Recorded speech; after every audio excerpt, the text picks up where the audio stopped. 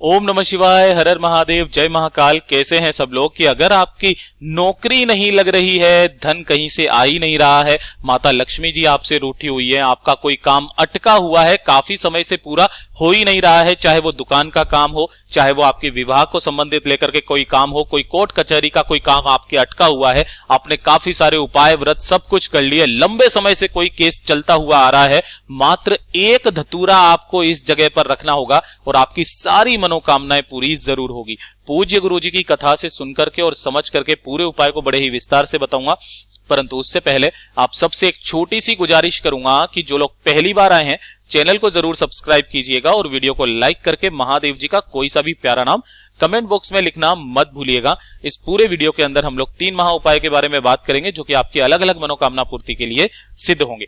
सबसे पहले बात कर लेते हैं कि अगर आपके घर में कहीं से धन आ ही नहीं रहा है, आप परेशान हो चुके हो उपाय करते करते कि भैया अब क्या करें, ना दुकान चल रही है, ना ही कुछ चल रहा है, कुछ भी नहीं हो रहा है, धन कहीं से नहीं आ रहा है ना, ना ही नौकरी में तरक्की हो रही है, तब आपको ये वाला उपाय करना है। आपके धन आना चालू हो जाएगा। साथ ही साथ अगर किसी किसान की फसल अच्छी नहीं हो रही है ना, उसके भी धन की समस्या है, तो ये छोटा सा उपाय कीजिएगा। कैसे करना है ध्यान से सुनना। आपको लेना होगा धतूरा। अब भैया कितने धतूरे लेने हैं? 7 धतूरे। इस पूरे वीडियो को ध्यान से सुनना, एक नियम के साथ करना, किस दिन करना है, कैसे करना है, पूरा बताऊंगा, ध्यान से सुनिएगा, ठीक है। आपको 7 धतूरे लेने हैं। इसी तरीके से धतूरा कहीं ऐसी वैसी जगह नहीं मिलेगा, आप ये जाना झाड़ियों वाड़ियों में काफी सारे मिल जाएंगे। धतूरे आपको लेने हैं 7, ठीक है। और 1 लोटा शुद्ध जल मात्र। क्या लेना है? मात्र 1 लोटा शुद्ध जल लेना अपने घर का, ठीक है। 7 धतूरे, 1 लोटा शुद्ध जल लेकर के पहुंच जाना प्रदोष काल में मेरे देवादिदेव महादेव जी के मंदिर शिवलिंग के पास।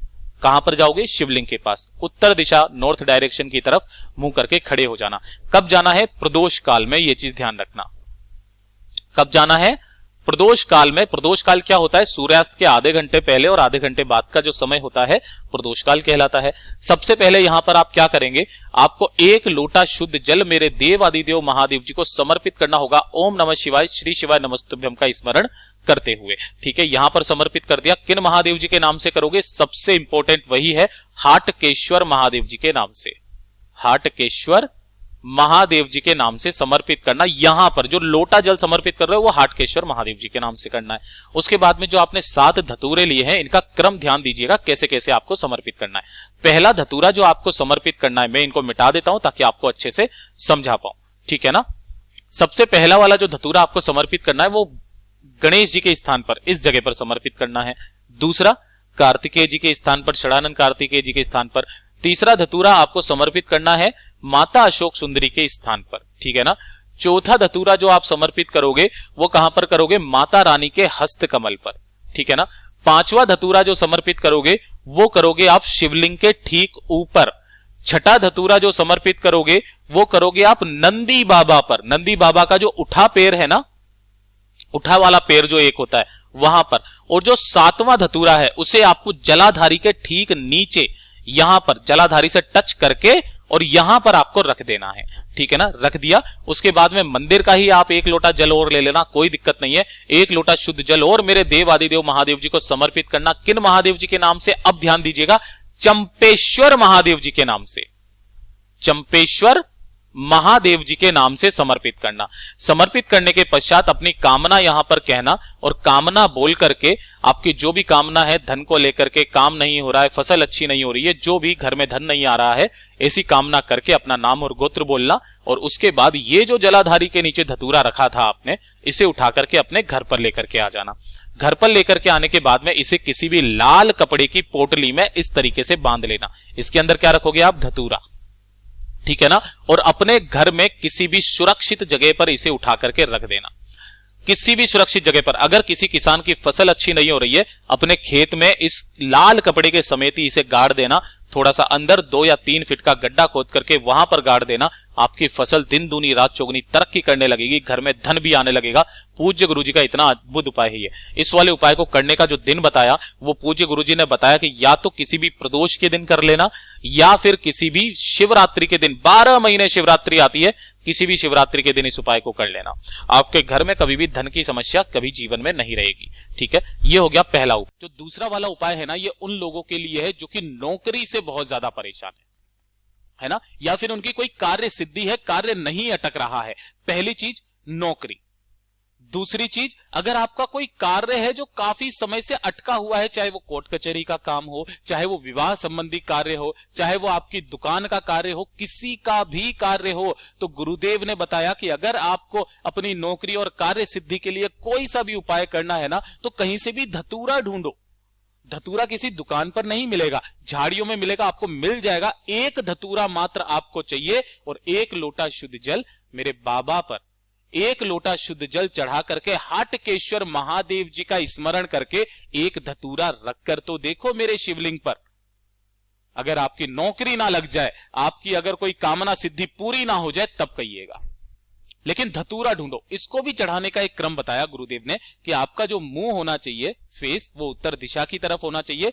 पहले आपको एक लोटा शुद्ध जल चढ़ाना है हाटकेश्वर महादेव जी के नाम से, और उसके बाद जो आपने धतूरा चढ़ाया है, इस धतूरे को चढ़ाने का क्रम ध्यान दीजिएगा। जैसे ये धतूरा है, कांटे वाला हिस्सा आपकी तरफ होगा और जो डंडी वाला हिस्सा होगा ना, वो आपसे विपरीत दिशा में होगा।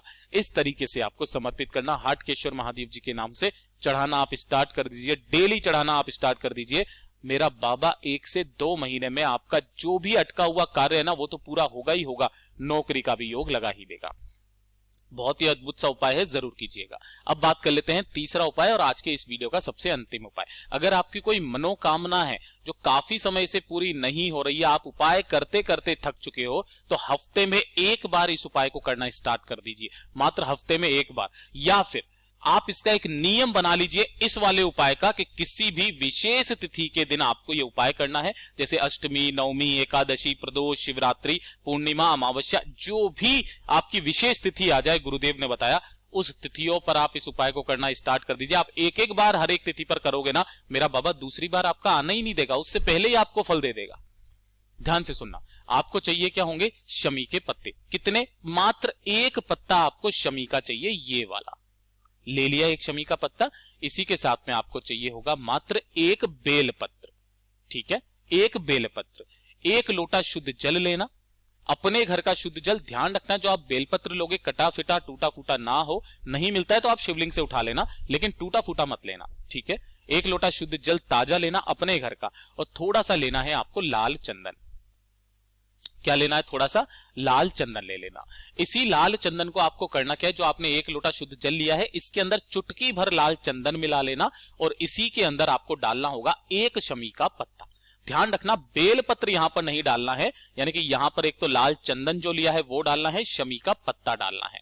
ठीक है ना, लेकिन इसके अंदर बेलपत्र नहीं डालना है। तो एक बेलपत्र, और साथ ही साथ इस वाले लोटे को जो आपने तैयार किया है, इसे लेकर के आपको सबसे पहले जाना होगा पीपल के वृक्ष के पास। ठीक है ना, तो जो आपने जल लिया है, जिसके अंदर आपने एक शमी का पत्ता डाला है और साथ ही साथ आपने थोड़ा सा लाल चंदन डाला है, इस वाले पेड़ की जड़ों में आपको समर्पित करना होगा पीपलेश्वर महादेव जी के नाम से। यहां पर जो आप जल चढ़ाओगे, पीपल के पेड़ के नीचे पीपलेश्वर महादेव जी के नाम से जल चढ़ाओगे। थोड़ा सा जल, पूरा जल नहीं चढ़ाना।